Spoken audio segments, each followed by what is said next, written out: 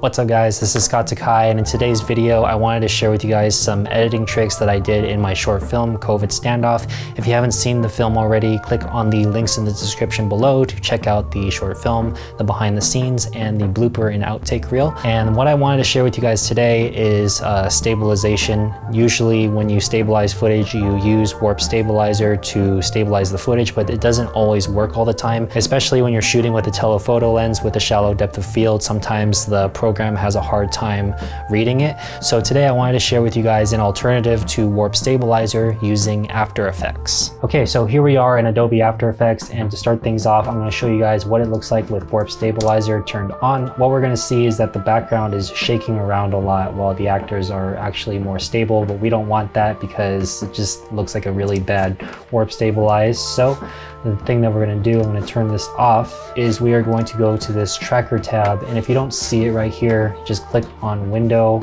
and go down to tracker, make sure that's checked, and the tab will show up right here. And we're going to click on stabilize motion, and what it's going to do is it's going to bring up this track point right here, and what we're supposed to do is we're supposed to find the most stable point in the frame and place it on there and have it track the movement of it.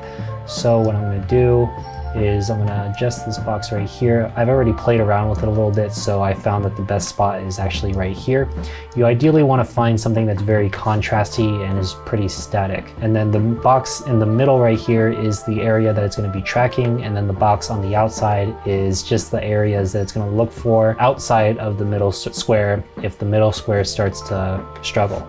So now that we got that set up, we're going to click play, and we're going to let it track.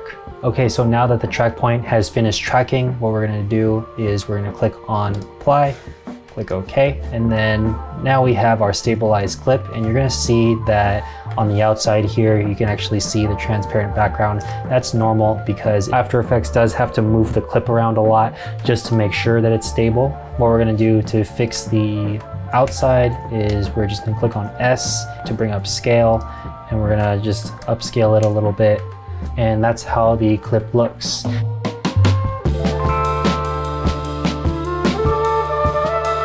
Every clip is going to be unique, but rule of thumb is you want to find the most contrasty and static part of your shot and place the tracker onto that, and then that's going to give it the easiest time tracking the object and stabilizing the footage. So that was the video for today, guys. I hope you found it useful, and if you want to check out more from me, be sure to check the description below for my social media stuff, and be sure to like and subscribe to the channel, and I will see you guys later. Peace.